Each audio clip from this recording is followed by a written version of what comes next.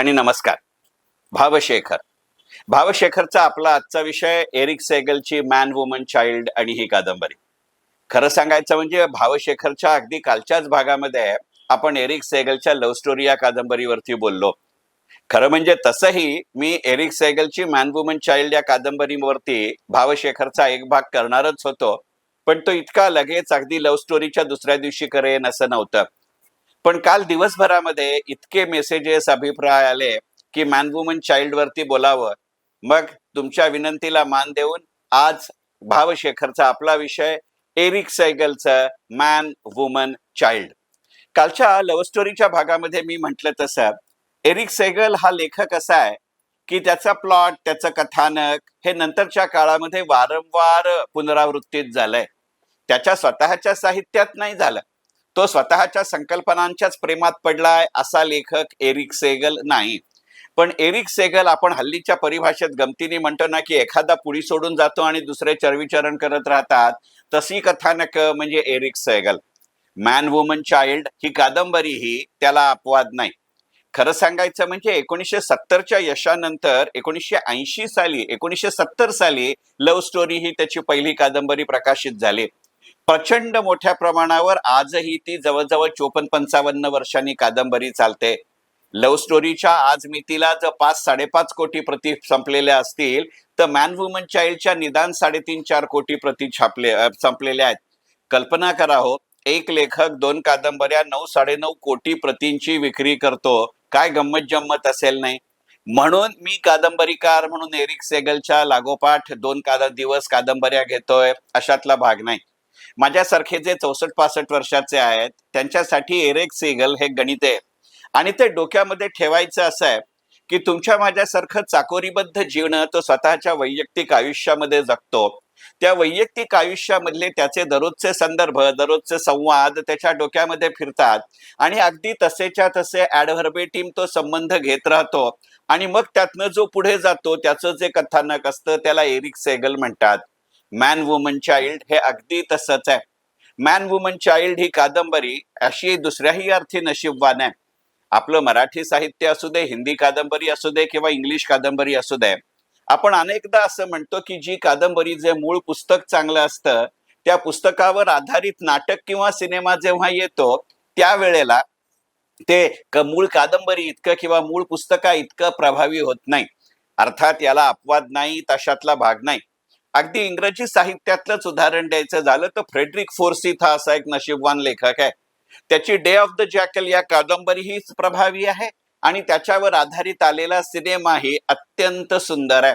याच फ्रेडरिक फोर्सिथची नंतरच्या काळामध्ये आलेली ओडेसा फाईल ही कादंबरी ही खूप चांगली आहे आणि ओडेसा फाईल वरती आधारित आलेला सिनेमा ही खूप चांगला आहे.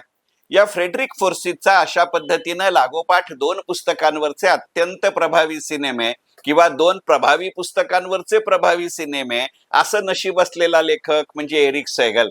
लव्ह स्टोरीवरती त्याच्या अनेक सिनेमे आले, वेगवेगळ्या स्वरूपामध्ये आले. या ना त्या स्वरूपामध्ये अनेक सिनेमांचे, मालिकांचे ती एक पार्श्वभूमी सारखं कथाबीज राहिलं. आणि तसंच दुसरी गोष्ट म्हणजे man woman child. Man woman child या नावानंच इंग्रजीमध्ये ही सिनेमा आला आणि आपल्या हिंदीमध्ये सुद्धा मासूम नावाचा जो सिनेमा आला त्याचं मूळ कथाबीज मॅन वुमन चाइल्ड असं आहे. अर्थात त्याचं हिंदी अडॅप्टेशन करताना आपल्या इथल्या समाज व्यवस्थेला रुचतील, पचतील, पेलवतील असे काही बदल जरूर केले. शबाना आझमी आणि नासिरुद्दीन शहा हे त्या सिनेमाचे महत्वाचे नायक आणि नायिका. आणि त्याच बरोबरीने जुगल हंसराजचा तो पहिला सिनेमा आणि पुढे रंगीला म्हणून जी मुलगी गाजली त्या उर्मिला मातोंडकरचा बाल कलाकार म्हणून पहिला सिनेमा म्हणजे मॅन वुमन चाइल्ड किंवा मासूम. आपल्याला मासूम सिनेमा म्हटलं की लकडी की काठी काठी का घोडा लकडी की काठी का घोडा हे गाणं जरूर आठवतं. त्यातले दुम पे मारा हथोडा हे सुद्धा आवडतं किंवा आठवतं. आणि अशीच ते दुंपर मारा हथोडा नावाची टॉम्बाय नावाची भूमिका जी उर्मिला मातोंडकरने त्याच्यात केले, त्या पात्राचं या पुस्तकातलं नाव पॉला. आणि तुमच्या लक्षात असेल तर त्यावेळेला उडतं पाखरू असं रंगीला गर्ल उर्मिला मातोंडकरचं वर्णन केलं जायचं. अशा वृत्तीची कॅरेक्टर किंवा व्यक्तिमत्व म्हणजे मॅन वुमन चाइल्ड. मी मगाशी बोलण्याच्या ओघामध्ये असं म्हटलं की स्वतःच्या दैनंदिन जीवनातलं साधर्म्य शोधत आपलं कथानक आणि संवाद लिहिणारा लेखक म्हणजे Eric Segal. Man woman child ही कादंबरी ही त्याला अपवाद नाही. मॅन वुमन चाइल्डचा नायक प्राध्यापक आहे. प्रत्यक्ष आयुष्यात एरिक सैगल ही लॅटिन आणि ग्रीक याचा प्राध्यापक होता. त्यांनी ऑक्सफर्डमध्येही शिकवलं, त्यानं हार्वर्डमध्येही शिकवलं. त्यालाही स्वतःला 2 मुली आहेत. मॅन वुमन चाइल्ड मध्येही त्या नायकाला 2 मुली आहेत. एरिक सैगल हा त्याच्या अत्यंत समृद्ध, संपन्न आणि स्थिर अशा वैवाहिक आयुष्यासाठी प्रसिद्ध आहे. मॅन वुमन चाइल्डही त्याच पद्धतीचं गणित आहे. आता फक्त मॅन वुमन चाइल्ड मध्ये एका गोष्टीत किंवा एका रात्रीत त्याचा काहीतरी संबंध येतो, तिथेच ते प्रकरण विसरलं जातं, पण त्या संबंधातनं त्याला मुलगा होतो, अशी कोणती घटना ही एरिक सैगलच्या आयुष्यात झाल्याची निदान चर्चा तरी नाही. अशी चर्चा कदाचित याही कारणाने झाली नसेल की ते कदाचित पाश्चात्य संस्कृतीत खपून जाणारं गणित होतं, पण म्हणून त्याच्याकरता मॅन वुमन चाइल्ड पाहावं लागतं अशातला भाग नाही. खरं सांगायचं म्हणजे एरिक सैगल लव्ह स्टोरी आणि मॅन वुमन चाइल्ड इतक्या 2च कादंबऱ्यांचा लेखक नाहीये. मॅन वुमन चाइल्ड आणि लव्ह स्टोरीच्या बरोबरीनं त्यानं क्लास नावाची कादंबरी लिहिली आहे, डॉक्टर्स नावाची कादंबरी लिहिली आहे, ऍक्ट्स ऑफ फेथ नावाची कादंबरी लिहिली आहे, ऑलिव्हर्स स्टोरी नावाची ही कादंबरी लिहिली आहे. त्या कादंबऱ्या ही वाईट नाही आहेत, पण जसं शिवाजी सावंत म्हटलं की मृत्युंजय आठवतं तितक्या प्रकर्षाने छावा आठवत नाही, तसं एरिक सैगल म्हटलं की जितक्या प्रकर्षानं लव्ह स्टोरी किंवा मॅन वुमन चाइल्ड आठवतं तितकी ही गोष्ट आठवते अशातला भाग नाही. पण ज्या वेळेला ही कादंबरी प्रसिद्ध झाली त्यावेळेला मात्र या कादंबरीच्या प्रचंड मोठ्या प्रमाणावरती चर्चा झालेल्या होत्या. या कादंबरीतलं जे पहिलंच वाक्य होतं किंवा जे प्रस्तावनेसारखं दिलेलं आहे हे एरिक सैगलचं वैशिष्ट्य आहे. एरिक सैगलच्या कुठच्याही कादंबरीचं पहिलं पान हे एखाद्या जुन्या गाजलेल्या पाश्चिमात्य साहित्यिकाच्या साहित्यातलं एखादं चांगलं वाक्य असतं. मॅन वुमन चाइल्ड आणि खरं सांगायचं म्हणजे हे जर वाक्य वाचलं, मग कादंबरी वाचली आणि मग पुन्हा ते पहिलं वाक्य वाचलं तर एका वेगळ्या संदर्भामध्ये ते कादंबरीचं कथानक आपल्याला रुळतं किंवा भावतं. मॅन वुमन चाइल्ड मध्ये डब्ल्यू.बी. येट्स याचं एक वाक्य या कादंबरीच्या सुरुवातीलाच उपोद्घातासारखं येतं. त्याच्यामध्ये म्हटलंय, things fall apart, the centre can't hold, the ceremony of innocence is drowned. म्हणजे एकंदरीतच डब्ल्यू.बी. येट्स असं सांगतो की वरकरणी सकृतदर्शनी प्रदीर्घ काळ आपल्याला एखादी गोष्ट स्थिर वाटते, ती स्थिर असते तोवरती चांगली असते, पण त्याच्यावरती नुसता ओरखडा जरी उठला तरी त्या ओरखड्यानंतर ओरखडा जुना झाला तरी वण जुना होत नाही. आणि मग त्या ओरखड्यातनं त्याची जी मूळ कथावस्तू असते, त्याचा जो केंद्रबिंदू असतो, तो केंद्रबिंदू एकदा हल्ला की मग कितीही प्रयत्न केले तरी ती काच पुन्हा एकसारखी वाटत नाही. प्रत्यक्ष नजरेला जरी तो नंतरच्या काळामध्ये ओरखडा दिसला नाही तरी तो मनोमन कळतो, ज्याला जाणवायचा त्याला जरूर जाणवतो. अगदी बरोबर अशाच आशयाचं कथानक म्हणजे मॅन वुमन चाइल्ड. पाश्चिमात्य संस्कृतीला हेवा वाटावा अशी आदर्श नवरा बायको म्हणून या कथानायकाकडे आणि त्याच्या बायकोकडे पाहिलं जातं. म्हणजे या कथानायकाचा वकील असणारा मित्र, ज्याला स्वतःच्या मुलाच्या स्पोर्ट्स बद्दल प्रचंड मोठी खात्री असते, तो नेहमी त्याच्याशी जेव्हा हा सांगतो, कथानायक सांगतो की अरे 10 वर्षापूर्वी मी एका सेमिनारला गेलो होतो, त्या सेमिनारला मी कंटाळलो होतो. म्हणजे एकंदरीत सेमिनारला कंटाळायचं ही तेव्हापासूनची पद्धत आहे. परंतु आणि त्यातनं एका रात्री एका महिलेशी ओळख झाली. त्या वन ऑफ स्टँड मध्ये ती बाई नंतर मी कधीही पाहिलेली नाही, मला तिचा चेहराही आठवत नाही, पण त्या एक वेळच्या संबंधातून तिला मुलगा झाला हे त्यावेळेलाही मला माहिती नव्हतं. आता तो मुलगा 10 वर्षाचा झाल्यानंतर त्या महिलेचं निधन झालंय आणि त्याचा जो केअरटेकर आहे आणि जो माझा परिचित आहे त्यांनी मला हे फोन करून कळवलंय. ह्याच्या पहिल्यावरती तो सांगतो, पहिलं वाक्य तो असं म्हणतो की अरे तुझ्या बाबतीत असं काही होईल असं आम्हाला वाटलंच नव्हतं, ओरखडा. हे जेव्हा तो पहिल्यांदा बायकोला सांगतो त्यावेळेला ती बायको ही अशाच पद्धतीनं रिॲक्ट होते की मला वाटायचं की आपलं आयुष्य, आपले संबंध, आपला नाता, आपलं भावबंध इतकं अतूट आहे की तू माझ्यापासून काही लपवलेलं नसशील. एकदा तू जरी म्हणलास की हे फक्त एकदाच झालंय तरी त्यातलं ते एक वाक्य फार छान आहे की once is more than never. आणि once is more than never हे त्या ओरखड्यासारखं आहे. Once is more than never हे त्याचा केंद्रबिंदू हल्ल्यासारखा आहे. Once is more than never हे त्याच्यानंतर आता तो केंद्रबिंदू संपूर्ण दुनिया आपल्या हातावरती पेलणार नाही.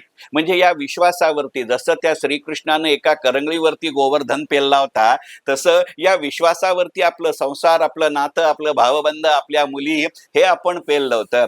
आता त्या बोटाला कधीतरी का होईना तू सोडलं होतंस अशी जी जाणीव आहे, आता मी सेंटर धरू शकत नाही. म्हणून मग WB येट्सचं वाक्य, things fall apart the centre can't hold.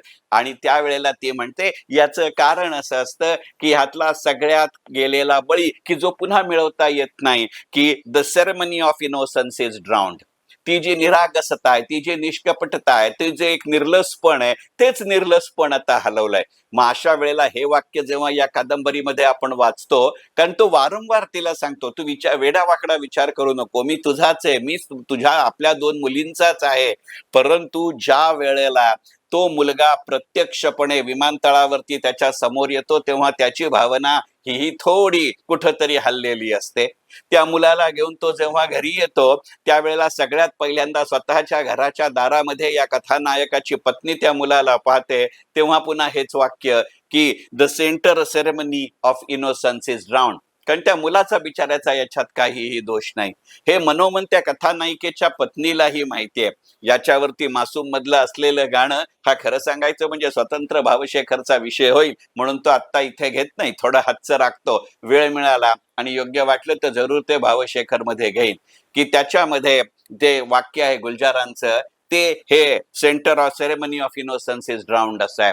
Gulzar साहेब त्याच्यात म्हणलेत की त्या वेळेला कळलं की ओठावरती खोटं आणलेलं हसू याचं सुद्धा एक कर्ज असतं आणि ते फेडावं लागतं. हा ceremony of innocence is drowned असं WB येट्स म्हणतो. कारण त्याचं कारण असं आहे की कितीही अल्पकालिक असलं, कितीही ते कॅज्युअल असलं, तरी सुद्धा ते एकदा घडलंय. आणि only once is always more than never. म्हणजे जसं स्टॅटिस्टिक्स मध्ये म्हटलं की 0 फक्त 0 असतो, इक्विव्हॅलंट टू 0 इज नॉट 0. हे जे equivalent to 0 is not 0 statistics मध्ये आहे, ते सायकोलॉजी मध्ये once is more than never म्हणून येतं. आणि हेच खरं म्हणजे या कादंबरीचं महत्वाचं यश आहे. अन्यथा ज्या पद्धतीची पाश्चात्य संस्कृती 1980च्या दशकामध्ये आहे, कारण ही कादंबरी वाचत असताना का कोण जाणे आता हा भाव करायचा म्हणूनही आणि नंतरच्या काळामध्ये अगदी पहिल्यांदा मी वाचत होतो ना, तेव्हा माझ्या लक्षात नाही आलं. परंतु नंतर जसजसा माझा आपल्या देशाच्या भांडवल बाजारातला प्रभाव म्हणण्यापेक्षा सुद्धा मला त्याचा सहवास घडत गेला. आणि मग मी गुंतवणूक पंचायतांमध्ये पुस्तक लिहित होतो, ज्याची सध्या 15वी आवृत्ती सुरू आहे. त्यातलं एक व्यक्तिमत्व पीटर लिंच आहे. आणि पीटर लिंच हे वाचत असताना मला सारखा हा एरिक सैगल आणि मॅन वुमन चाइल्ड वाटत होतं. कारण या कादंबरीमध्ये एरिक सैगलला आणि पीटर लिंचला दोघांनाही अत्यंत स्थिर असं वैवाहिक जीवन आहे. या दोघांनाही 2-2 मुली आहेत. या दोघांनाही स्वतःचा मुलगा नाही. हे दोघही आपल्या क्षेत्रामध्ये नामांकित आहेत. हे दोघही त्यांच्या क्षेत्रामध्ये पहिल्या यादीत येतील असं नाही, पण यांना घेतल्याशिवाय त्या साहित्याची किंवा त्या क्षेत्राचा समूह पूर्ण होईल असा नाही. आणि या दोघांचाही स्रोत आणि सामर्थ्य त्यांचं कुटुंब आहे. म्हणजे पीटर लिंच जो फिडेलिटी मॉर्गनचा सगळ्यात मोठा गुंतवणूक तज्ज्ञ होता, जवळजवळ 32 वर्ष, म्हणजे एखाद्या अमेरिकी संस्थेमध्ये एखाद्या अमेरिकी माणसाने इतकी सलग 32 वर्ष नोकरी करणं हेच स्थैर्याची पलीकडची सीमा होती. मग ते WB येट्सचं वाक्य की सेरेमनी ऑफ इग्नरन्स अँड इंटेलिजन्स. तर पीटर लिंच हे सेरेमनी ऑफ इग्नरन्स नसतं, तर सेरेमनी ऑफ इनोसन्स आणि इंटेलिजन्स असतं. रिटायर झाल्यानंतरही फिडेलिटी मॉर्गननी त्याला सोडलं नव्हतं. आणि मग जसं या पुस्तकामध्ये अनेक प्रसंग त्यांच्या किचनमध्ये घडतात, अनेक प्रसंग त्यांच्या खेळण्यामध्ये घडतात, अनेक प्रसंग त्याच्या मित्रांबरोबर फिरताना घडतात. पीटर लिंच सांगतो की अशाच पद्धतीने माझ्या घराच्या डायनिंग टेबलवरचा सकाळचा ब्रेकफास्ट मी कधीही सोडत नाही. कारण माझ्या 2 मुली आणि बायको ज्या विषयांवरती बोलतात त्या विषयाचे प्रोड्युसर कोण आहेत आणि मग त्याच्या कंपन्या कोण आहेत आणि त्यांचे शेअर्स कसे आहेत असं मी शॉर्टलिस्ट करतो. कारण दैनंदिन बोलण्यामध्ये ब्रेकफास्टमध्ये कॅज्युअली जे मिळतं ते महत्वाचं. आणि तो गमतीने पीटर लिंचचं वाक्य आहे. आणि खरं सांगायचं म्हणजे या पुस्तकाचा तो गाभा आहे. पीटर लिंच एके ठिकाणी one up on the Wall Street हे त्याच्या गाजलेल्या पुस्तकामध्ये म्हणलाय, breakfast is one thing where real ignorance is tested, but they things the intelligent things innocently. मग या दोन मुली ज्या पद्धतीनं या बदलत्या परिस्थितीशी जोडतात, त्या मुलींची बाजू किंवा त्यांचं मत नवऱ्यापर्यंत पोहोचवण्यासाठी ज्या पद्धतीने या कथानायकाची पत्नी सांगते, ते मॅन, वुमन आणि चाइल्ड असं आहे. ही कादंबरी जेव्हा गाजायला लागली, त्यावेळेला त्याच्यावरती केलेली प्रतिक्रिया ही खूप छान होती. पुस्तक वाचताना ह्या प्रतिक्रिया आपण वाचत नाही, पण पुस्तक वाचल्यानंतर ही प्रतिक्रिया वाचली की हे पुस्तक खरंच तसं आहे हे मनोमन पटतं. एके ठिकाणी त्यांनी दिलेला शब्दप्रयोग खूप छान आहे. खरं सांगायचं म्हणजे हा शब्दप्रयोगही नंतरच्या काळामध्ये पीटर एरिक सेगलच्याच क्लासमध्ये आलेला आहे. त्या क्लासमध्ये ती साधारणपणे पहा, एरिक सेगलचं हे महत्वाची शब्दशैली आहे. आता एक शब्द घेऊया. या कादंबरीचं नंतरच्या काळामध्ये वर्णन करताना अनब्लशिंगली सेंटिमेंटल, म्हणजे निरपवादपणाने कुठच्याही प्रकारे न लाजता, संकोच न करता जी भावनाशील आहे अशी कादंबरी, अशा पद्धतीने अनब्लशिंगली सेंटिमेंटल असं या कादंबरीचं वर्णन केलंय. हा शब्दप्रयोग खरं म्हणजे एरिक सेगलचा आहे. क्लास या त्याच्या कादंबरीमध्ये येतं. भावनाशील मनुष्य सुद्धा आपल्या भावनांचं प्रकटीकरण करताना थोडासा स्वतःशीच लाजलेला असतो आणि ते प्रकटीकरण सार्वजनिक ठिकाणी केलं जात नाही असं म्हटलं जातं. कारण अशा भावनांचं प्रकटीकरण करायचं म्हणजे पुरुषोत्तम दारव्हेकर वऱ्हाडी माणसामध्ये म्हणतात तशातला भाग आहे. की त्या वऱ्हाडी माणसामध्ये एक प्रसंग आहे की ते घरातली सगळ्यात मोठी सून त्या धार्मिक विधीच्या काळामध्ये तुळशीपाशी दिवा घेऊन जाते. वारा असतो म्हणून त्यातला पदराचा आडोसा करते आणि त्या घरातला ज्येष्ठ कर्ता पुरुष त्या सुनेला म्हणतो की पदरा आड दिवा जरूर नेतोस, पण पदर तर पेटला नाही पाहिजे, दिवा तर विझला नाही पाहिजे. वाक्य पुन्हा म्हणतो, पदर तर पेटला नाही पाहिजे आणि दिवा तर विझला नाही पाहिजे. अशा भावनांचं अत्यंत सुंदर सादरीकरण म्हणजे मॅन, वुमन, चाइल्ड आहे. कारण आपल्या नवऱ्याचा आपल्या व्यतिरिक्त दुसऱ्या कोणाशी तरी संबंध आला, केवळ आला नाही, त्यातनं संतती जन्माला आली, हे कुठच्याही भावनाशील स्त्रीला मान्य करणं कठीण जातं. ते चुकून हातनं घडलाय. बायकोवरचं आपल्या मुली, त्या बायकोपासनं झालेल्या आपल्या दोन मुलींवरचं निरपवाद प्रेम आहे, पण त्याच वेळेला त्या संततीबद्दल मी काहीतरी देणं लागतो कारण त्या मुलाचा त्यात काही दोष नाहीये, हेही भावनांचं प्रकटीकरण आहे. ऐन वेळेला त्या तरुण मुलीला, पौगंडावस्थेमध्ये असलेल्या त्या मुलीला तिचा मित्र धाडकन येऊन सांगतो की तुझ्याबरोबर काल आमच्या घरी आलेला जीन क्लॉड हा मुलगा दुसऱ्या कोणाचा नाही, तुझ्या वडिलांचा आहे. त्यावेळेला ती मुलगी भडकून उठते आणि मग त्यातनं घरी येऊन ती जे बोलते आणि वडिलांना सांगते, I have grown in up but not that up to you. हे जे असतं हे मॅन, वुमन, चाइल्ड असतं. आणि मग अशा वेळेला त्या कादंबरीचं वर्णन अनब्लशिंगली सेंटिमेंटल असं का केलं जातं हे कळतं. ब्लशिंग हा प्रणयाचा भाग आहे. ब्लशिंग हे भावनेची पोचपावती आहे. परंतु अशा ऑकवर्ड परिस्थितीच्या सेंटिमेंट्सला अनब्लशिंगली सेंटिमेंटल म्हणणं ही एरिक सेगलची भावशैली आहे.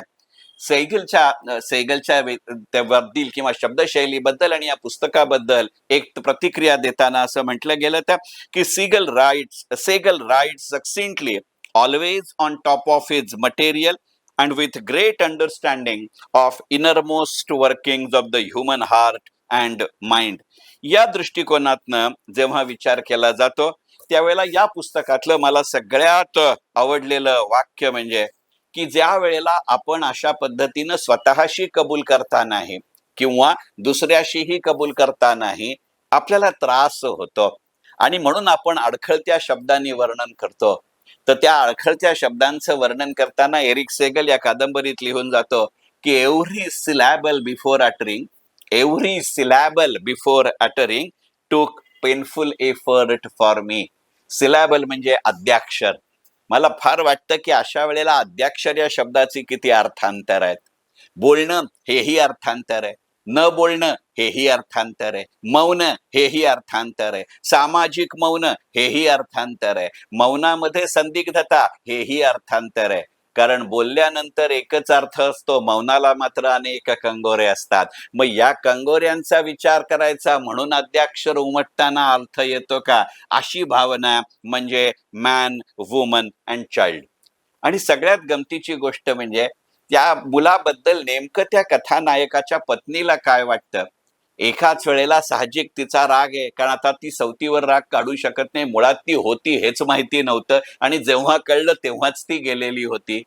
परंतु स्वतःला मुलगा नाही म्हणूनही असेल किंवा समोर तो मुलगा दिसल्यानंतर त्याचं इनोसन्स पाहताना, त्याचं एक प्रकारचं प्रेम पाहताना त्याच्याविषयी कुठेतरी हिच्या मनामध्ये ममत्व आहे, पण ती आढीही जात नाही. आणि मग स्वतःच्या भावनांचं व्यक्तकरण करताना ती एका तिराहित माणसाजवळ, त्याच्या सहकार्याजवळ, ज्याच्या पुस्तकाचं एडिटिंग ती काम करणार आहे, ती सहज म्हणून जाते.